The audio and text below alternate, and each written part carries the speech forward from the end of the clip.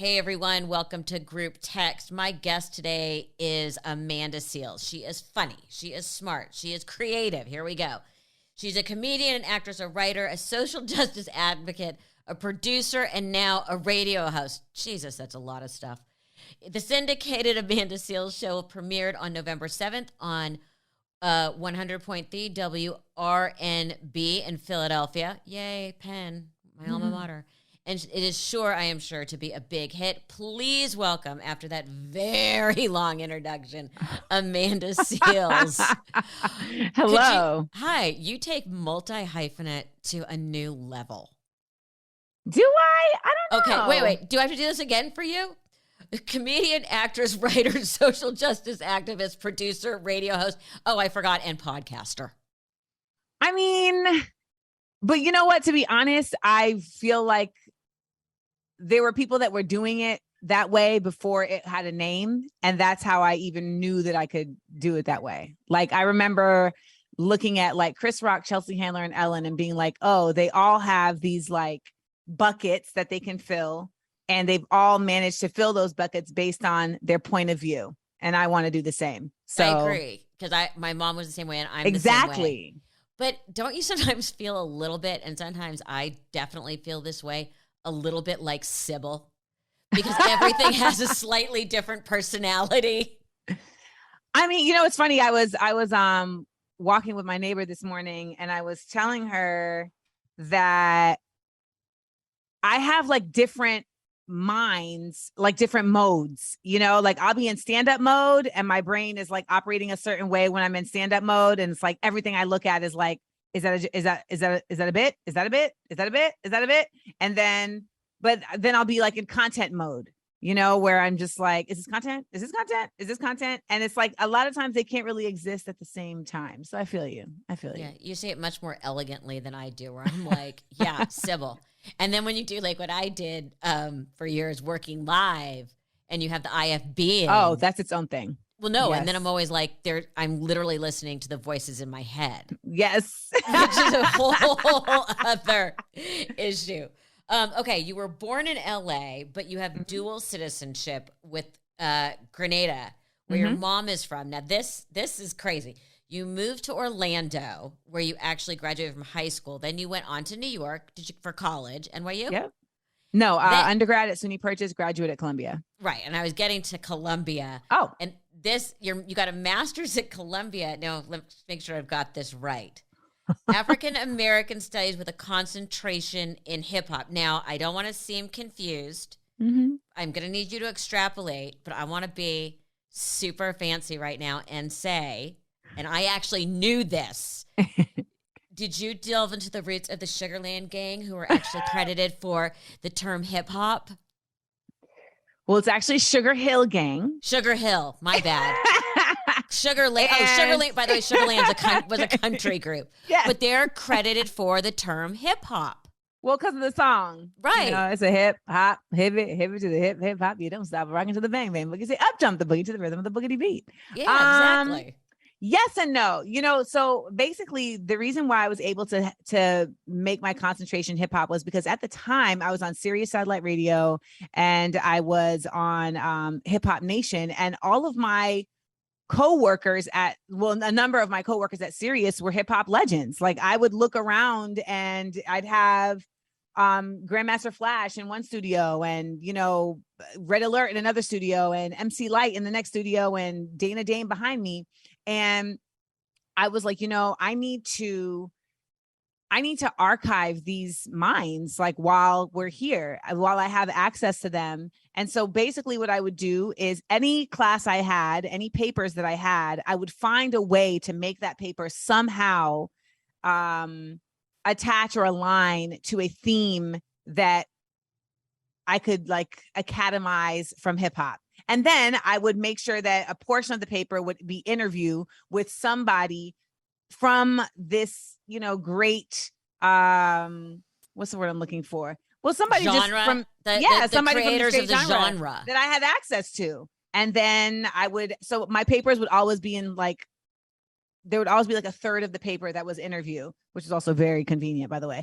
Yes, and it is. It takes up a lot of pages because you can indent and double space. Yes.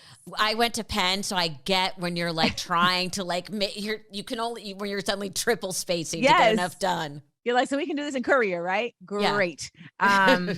But, it was really just me trying to be creative with my education. And I feel like that's something that a lot of folks don't think that they can do.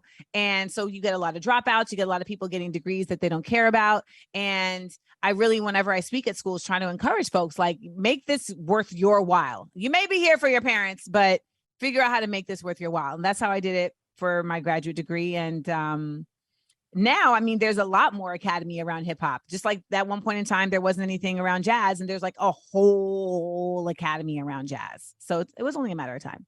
One of the schools I know has a class on Taylor Swift. Well, a lot of these professors, like, they're basically like pressured to create courses that people will take, so that they'll level up the tuition, et cetera, et cetera. I'm not really sure what that course. It's clickbait. Yeah, for academia. Yes. It's like feminism and Taylor Swift. I'm sure it's something like that.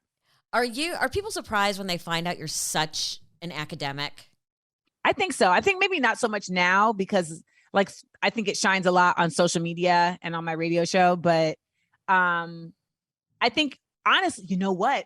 I remember when I was at VH1, I was on Best Week Ever for years, and I was hosting like all these like top 80 songs, top one-hit wonders of the 80s, et cetera, et cetera. And I just reached this point where I was like, I'm not doing enough. Like, I have enough.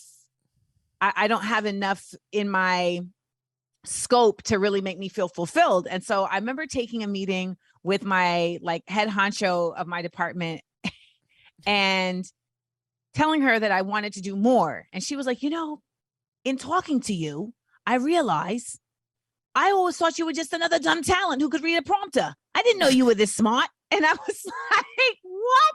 And that really was like a bell for me, because it let me know, like, you need to make more of an effort to like bring this part of you into your work, and also let people know that like there is a whole other level of you. And so I've made a point in my content to bring the academy in, but I don't think for a long time people really knew that. I always say there's moments in your career where you can be really happy because you're showing your parents their money was well spent. Yes. Well, I have a live show. It's a comedy game show called Smart, Funny, and Black. And on the surface, it's a game show, but in its true meaning, it is about community and it's about Black culture, but it's also about getting to use my masters every time I'm on stage and feeling like these college loans were for something. So we find a way. What do you like to read? Because I'm a big nonfiction reader. I find reading fiction difficult because I was a history major. So you like the facts. Yes. You know what? I'm piecemeal, because when I read nonfiction, I don't like reading straight through. I like snacking on it. Whereas like when I read fiction, I like get into it and I will devour the book. But I don't feel like I have that rhythm with nonfiction. It's like I take it, I read. First of all, I'm a slow reader. So even with nonfiction, I'm even slower because I have to like make sure I get every point that they're saying, everything that they're trying to get across to me. And then I want to digest it. But I've been doing something different lately where I've been doing Audible for nonfiction, which just feels like I'm listening to like a TED Talk. Right. So I feel like I digest it better that way. I think because also, do you consider yourself, I got to start with this, a comedian, an actress, or a storyteller? I don't consider myself an actress. I feel like for me, acting is like a trade. It's like, it's this thing that I was trained to do and I'm able to do very well, very proficiently, but it doesn't bring me the same joy that being a comedian and a storyteller do. I think at the end of the day, if I had to choose between comedian and storyteller, I think I would land on storyteller, because I can do that across multiple mediums. And comedians are storytellers. Naturally, yeah. And they also, and I want to get into your social activism, they also can make social activism more understandable and more palatable. Absolutely. I think back to like a Lenny Bruce. Yeah. No, for real. I mean, what's funny is that when I was like just kind of getting my my bearings in stand up and like really decide, kind of like just being able to discern what my voice was, like I thought telling stories was hacky. And then it took like people telling me like, no, like not everybody is good at telling stories. Like this is actually something that is a skill that you need to really like lean into. And so I definitely feel like I've then combined that with using stories to talk about, to your point, different elements of social activism. I mean, I had a whole one woman show called the Side Eye Seminar, identifying and defying everyday forms of sexism. And the whole show was basically me using different stories to talk about different parts of sexism and rape culture. So from like just the basics of like, you know, saying you throw like a girl to something more extreme, like talking about consent.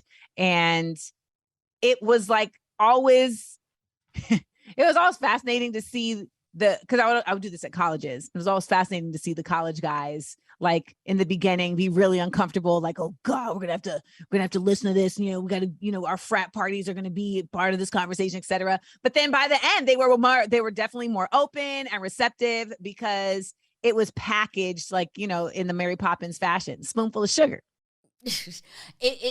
You must be terrifying. You must scare executives in pitch meetings. That's all I'm going to say on that. I hate pitch meetings. I despise the process of pitching. And to the point where at this point, I'm just like, if I never did it again, it would be too soon. Like I genuinely hate it. I think we all do. Some people like it, Melissa. Some people love it. Pitching? Because they like peddling their wares. And you know what? Some people really just like they feel a sense of accomplishment when something gets picked up. But I don't, because the development process ends up being a whole other thing. And then a lot of times you're just like, well, who the hell is this person to say that this thing is worth making? Who the hell are you? What have you made? You know what I mean? So I can't stand pitch meetings. So you brought up your show. You've been doing it since Smart, Funny, and Black Live since 2016. Yep. I'm tired. Pandemic happens. But how did you try to keep it going? Because you did try during lockdowns and with social distancing. We did successfully, actually. We did it virtually. So we were able to do the show virtually. We would have our guests come on. We were using different platforms like StreamYard and Hopin, and we were able to sell tickets. Like for the first year of the pandemic, we would do the show. I think we did the show like 6 times. We sold tickets online. People bought tickets. Like we really managed to keep things going. And I only stopped doing the live versions this year because we were back in the world and, you know, people just weren't showing up in the same way. We were doing them for free at this point, but people just weren't, you know, wanting to see them the same way. And I was going back on tour anyway, so it didn't even really serve the purpose. But I think ultimately we were able to keep it going because during the pandemic, people were legit locked down. And even if they were in places that maybe didn't have as strict rules, like I wasn't bringing Smart, Funny, and Black out, you know, and they still wanted that content. So this is how they were going to get it. It had to be hard doing it without the audience reaction. Because comedians and performers, we need it. Well, it's that feeling of love and acceptance and the energy. But it also is like a fuel. You know, when you're out there, it's the energy. Like when you're out there, you're giving. And so it gives you back. And it's a give and a refilling and a give and a refilling. And so actually after the first show, I was like in a depression the next day. Like I had used up all of my like dopamine and everything, just giving it to this computer screen, and I got nothing back. And like the next day I was just drained and just like, why do I feel this way? And so it took me a couple shows to learn how to balance that I'm giving to the ether, you know, and that I'm not going to get it back in the same way. You also don't know if the material is landing. No, unless you're like trying to watch a chat at the same time, etc. So it can be a very lonely road, but you kind of just gotta just deal with it. I mean, listen, I hosted the BET Awards in 2020 in my house, like on a green screen in my freaking house. And I remember writing my monologue and I was really struggling. because I don't write jokes. I don't write them, like I don't sit down with a pen and write jokes. I write on stage. So I didn't have on stage to like try material out and to just kind of feel my way through. And I was like really worried, like, wait a minute, what are you going to do? And I had to just change my focus and think of it as a one-woman show, which I've written several. And when you write a one-woman show, though, you're not writing for the sake of, okay, I'm trying to get laughs. Like, even if you're writing something funny, it's not in the same mindset of I'm writing this joke for the laugh. And I may not even be articulating it correctly, but it works. You're articulating it brilliantly, but it's also, I think, because you and I speak speak the same language. So if nobody's following, sorry. We get it. But it worked. And I was really happy how the monologue came out and people responded to it, but it actually was trippy to me to like realize like, oh, I had to just change my mindset. And I mean, I tell the same jokes that I wrote in that space. I tell those on stage, but I needed to change my mindset in order to get there. Did you dress up? I go right back to the shallow. Did you dress up? Did I dress up? Girl, I had 13 costume changes. Okay. And because, listen, so we were going to record in a studio with a very small crew that was COVID tested, but then my stylist assistant got COVID. So then they were like, we can't even do that. Can we do it in your house? So I was dating somebody at the time who was evil, but I was able to get him a check to help me set up this green screen. Okay. Then the cameras were like remote operated. And then of course, because this is now a COVID lockdown, I couldn't have a hairstylist. I couldn't have my makeup artist. I couldn't have my stylist. I'm doing my own makeup in my bathroom with my makeup artist on FaceTime, like giving me instructions, like, okay, highlighter. No, down. Okay. Yeah. No, easy. You know, my hairstylist is also on the Zoom and she's like, okay, we're going to take this braid and then we're going to take that braid. And then my stylist, he's like, you know, trying to have me, okay, back up. No, I don't like the way that's falling. I don't like the way that pants is falling. And I had like all these costumes because we did bits. I mean, it was a thing. I don't get enough credit for it. So I'm giving myself credit. I can't imagine what your bedroom must have looked like afterwards, ripping off clothes and hurling them to the ground. Madness. And the whole time, the dude I'm dating is literally outside on the phone, FaceTiming with people, telling them, yeah, I helped save the BET Awards. Can you zip this dress up? Like, I'm struggling here. Legit. No, there's a hook and eye. I know it's there. Madness. You talk about working out material, and you said you don't write before you write on stage.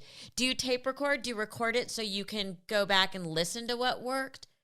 I do. I don't think I ever really go back and listen to what worked. I mean, I think, you know, the recordings come in handy when you had like a little bit of a lull, when you haven't been on stage, and then you can listen back to the recordings to get a refresher of like your rhythm, you know, like you forget jokes, you know, me being on the road, I've been on the road for the past 6 months. So I've been pretty, you know, fresh with my content, and I have a special. I mean, I could shoot a special today. It's just a matter of where it's going to be done and how it's going to be done.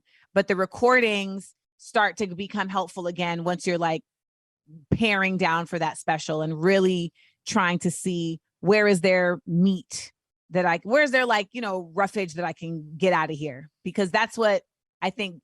I don't like when I watch a special and I feel like there's a casualness. I want it to be tight. I don't want it to feel like a freestyle. And I don't want mine to feel that way. Right. And also you go back and really can see what landed and what didn't, and how you can tweak something.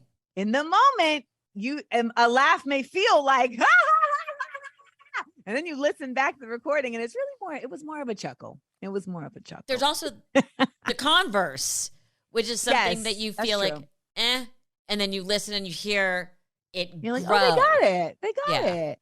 Yeah, I love to hear a rolling laugh. I love to hear people start with the laugh and then it's like they get it as the more they're thinking about it. And it goes from a ha ha ha ha ha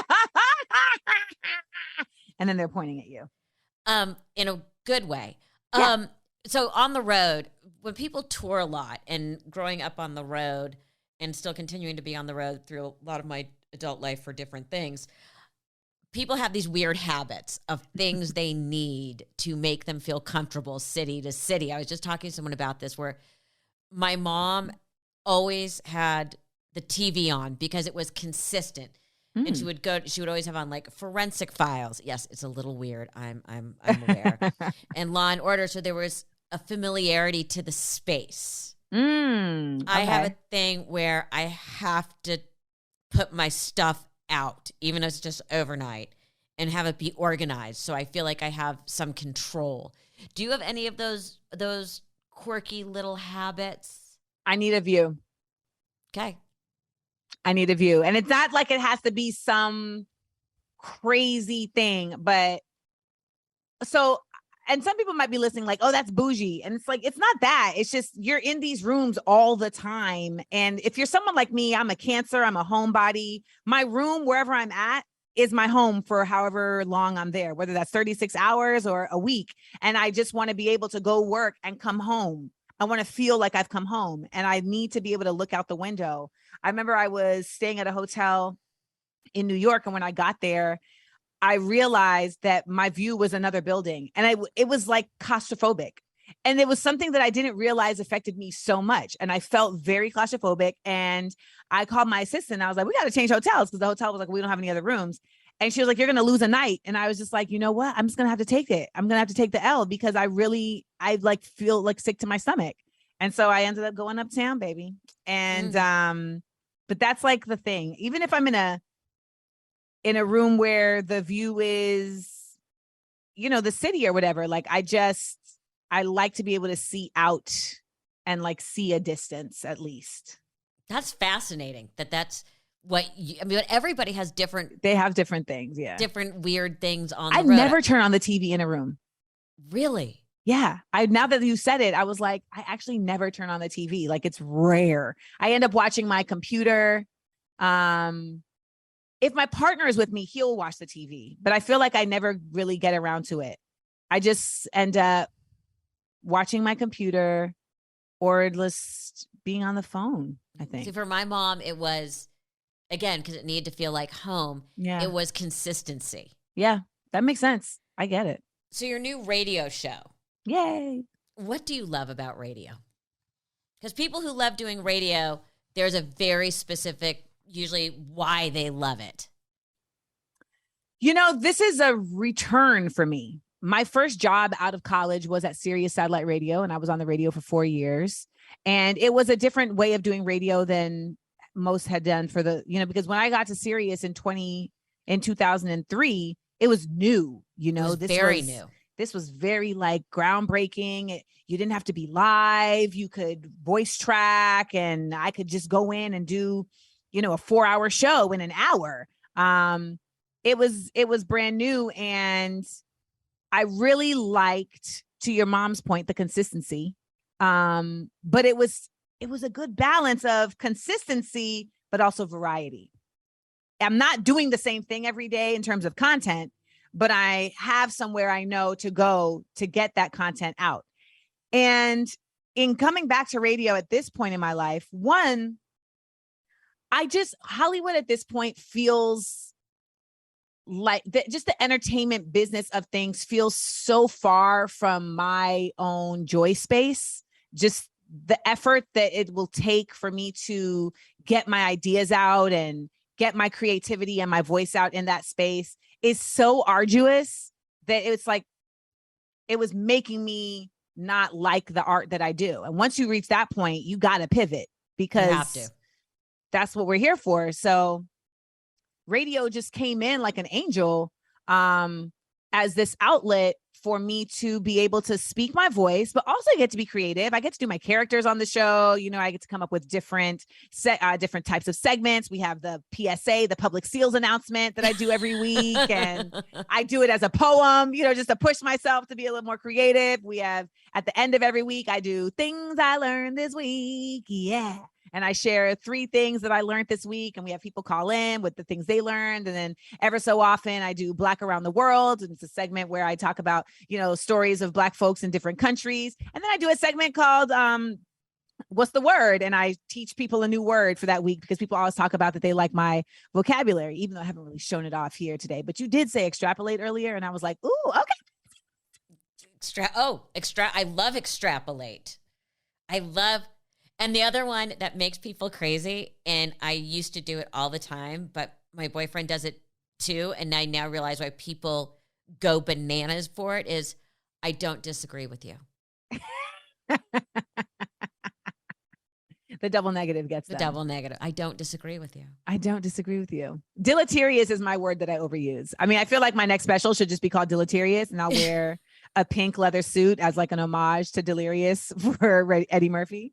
But that's what radio, so radio is that. It's also cool to just have a new challenge. This syndicated radio in itself is a different world than doing serious satellite radio. I do get to record from home, so I still get to record in the way that I'm comfortable with, and I get to record on the road.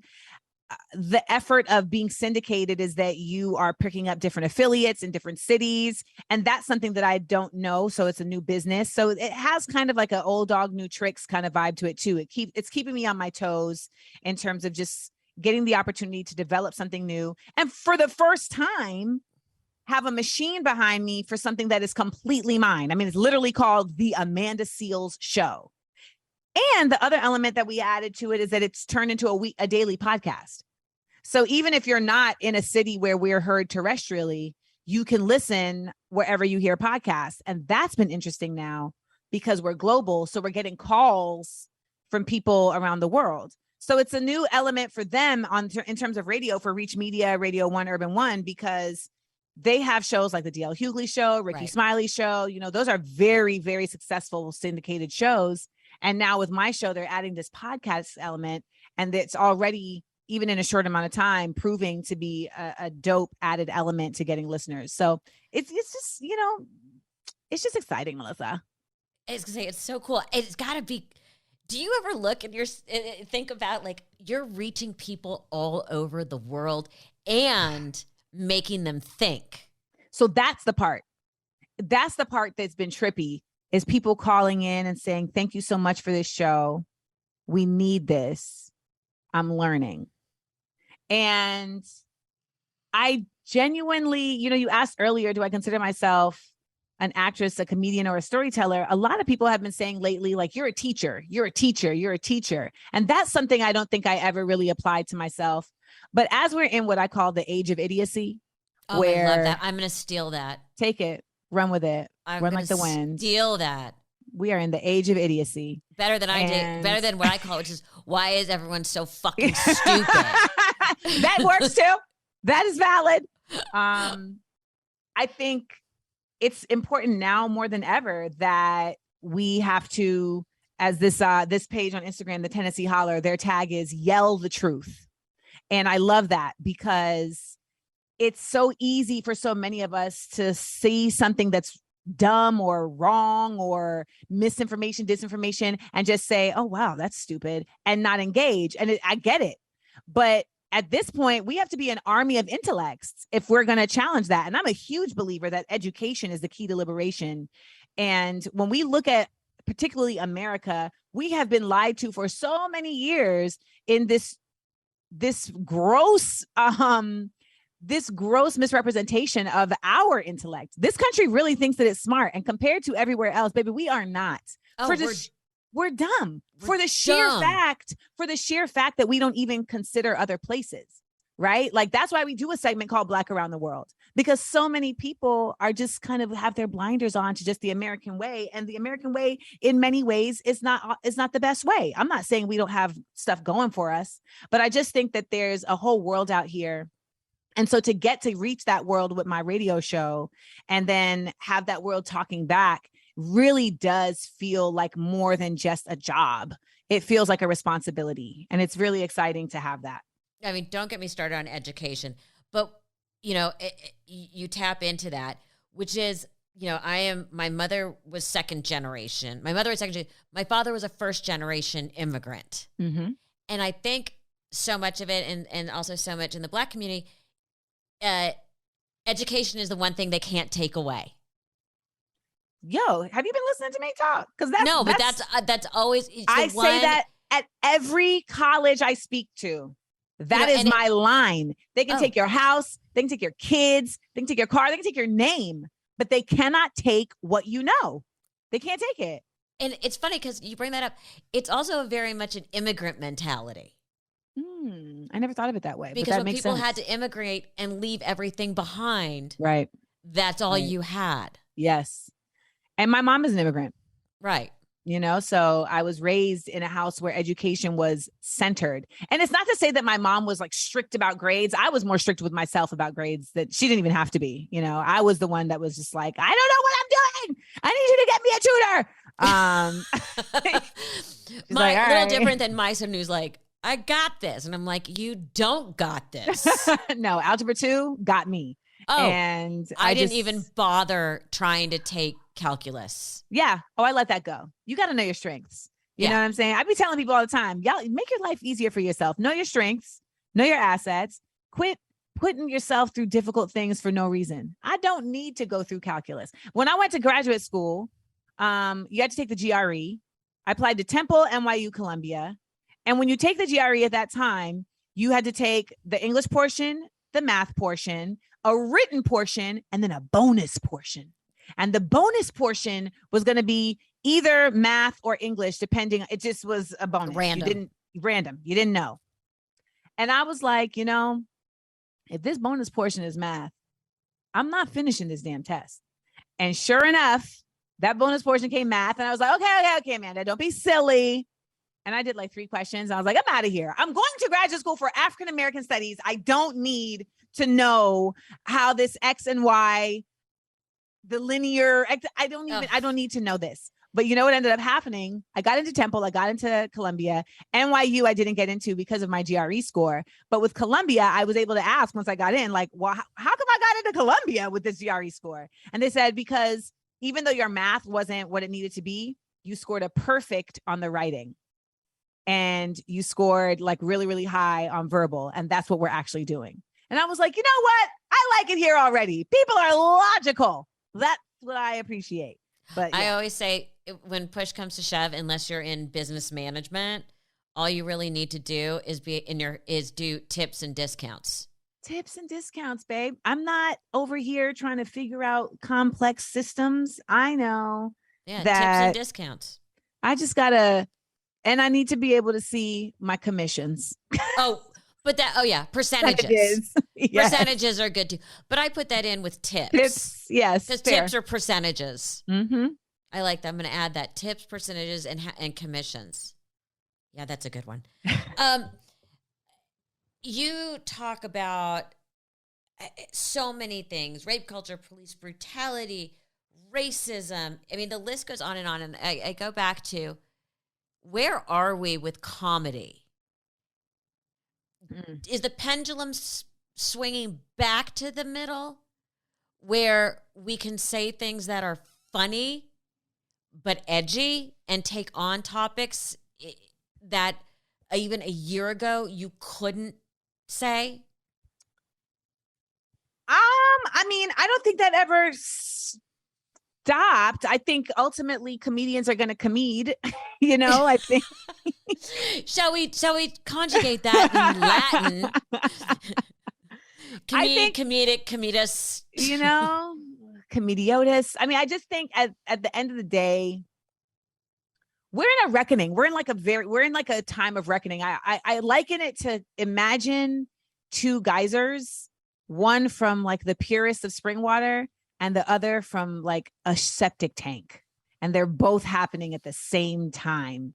And so there's a lot of cross pollination of that. You're not really sure sometimes what part is the shit. You're not really sure sometimes what part is the pure part. And so we've got a lot of folks that are just in the mix of all of that. And they're not really able to determine, like, when is this just comedy or when is this actually deleterious to our social growth? When is this somebody challenging us to think, and when is this somebody getting low-hanging fruit for not thinking at all? Critical thinking isn't enough of a centerpiece I feel for folks to be trying to delve in that deeply into people's content. At this point, I feel like you either like it or you don't. It's either for you or it's not. I think when we start,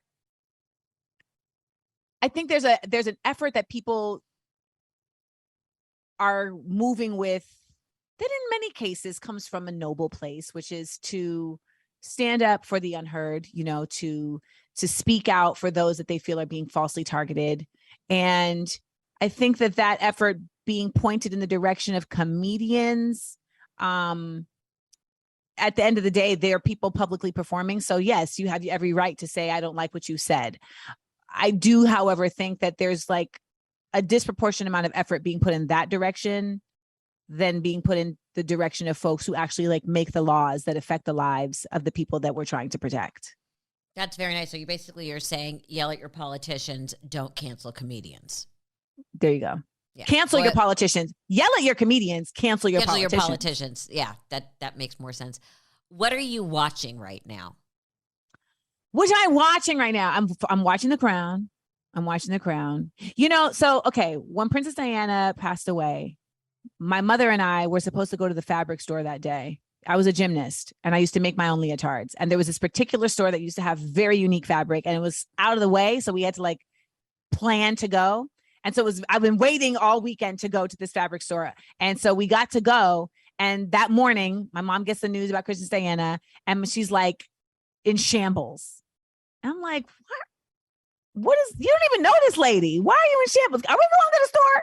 And I just remember her being so aghast at my lack of compassion and just being like, I cannot believe you. How are you so unmoved by this? And I'm 14, like, because we're going to the fabric store. This is sad, but I don't know her. Yeah. What about me? Typical 14. Yeah. But for what it's worth, in watching this season of The Crown, I have to call my mom today, actually, to tell her like, okay, now I get it. Because if you'd been watching Diana's story, her passing was just, it wasn't an isolated incident of tragedy. It was a culmination. And I think for my mom, who had been following it closely, my mom went to nursing school in London. So she felt a certain type of attachment, to England. I think for her, she really felt for this person who had just seemed to be perpetually unhappy in a situation and then had finally gotten out of it and then died so tragically. And now I get it. It only took, 28 years, I think. Okay, so you're watching The Crown. So I'm watching The Crown, by the way. Yeah. So that was a long route to say I'm watching The Crown. But I've said that because they did a great job of like illuminating this story to me. The Crown, I'm watching, in contrast, I'm watching the sex life of college girls. I'm watching Peripheral, which I don't really understand, but I continue to come back to it. And I just watched the movie Tar with. I'm dying to watch Tar. You said you're trying? I'm dying to watch it. Oh, you're dying? So I tried. The first time I had to try. And I was like jet lagged and I was like, I don't understand what I'm watching. It's too much talking. And then I was like, well, you rented it for $20. You need to try again. And then I watched it and I was like, oh, I was like very into it. So give it a chance for anybody who's watching it. The first 30 minutes is a slow pace, but it gets there. I am also watching, I need to, now that the season is done, I need to watch Game of Thrones, House of Dragons. But get out your pencil because you're going to need a flow chart to figure out who everyone is. Well, I'm a Game of Throneser. So was I, but it's like it gets you nutty. I mean, here's my hand of the king. Right on my desk, Melissa. But I love you. You are out of your mind. But I'm Argules. What makes you laugh? Videos of people falling make me laugh. I know that's very lowbrow. Okay, it's very Lysistrata, but it definitely every time. Do you follow? I follow one called Jerry of the Day, which is like dumb ski things. You know what? I need to follow that. I don't know why, but every time it gets me. What else makes me laugh? My mom makes me laugh. Animals make me laugh. I love a good animal video. But you know what? I really like, I like wit. I like clever comedy. So anytime particularly anytime people come up with jokes that I'm like, God, I wish I thought of that. That's always just a great moment. But I feel like there's just really good writing, really good dialogue, like I can watch When Harry Met Sally over and over and over again. And I'm going to laugh every time just because it's just sharp, it's witty, and it's relatable. And so that combination in any form is going to make me laugh. So what are we plugging? What do you want? Because you and I have gone all over the place in this conversation. I want to make sure that you get, your money's worth for showing up. Well, you can listen to my radio show, The Amanda Seales Show, wherever you get your podcasts, and that's every day, Monday through Friday. You can also listen to my other podcast, Small Doses. You can listen to that wherever you get your podcasts. And that basically is a podcast where I do a lot of interviews and talk about life stuff. I call it self-help from the hip. What else? You can listen. What else? You can get my book, Small Doses, which is also available in paperback and on Audible. So you can get those things. And then if you really just were like, gosh, darn it, I really like this gal, you can subscribe to my Patreon for $5 a month, which you will get exclusive content and behind the scenes and my special commentary that I don't share on Zuckerberg's internet. And that is at Patreon Amanda Seales, or you can also access it at theamandaverse.com. It's a universe of me. God, I'm going to subscribe. Amanda, you are hilarious, amazing, smart. Thank you so much. This is fun. I appreciate you. Thank you so much.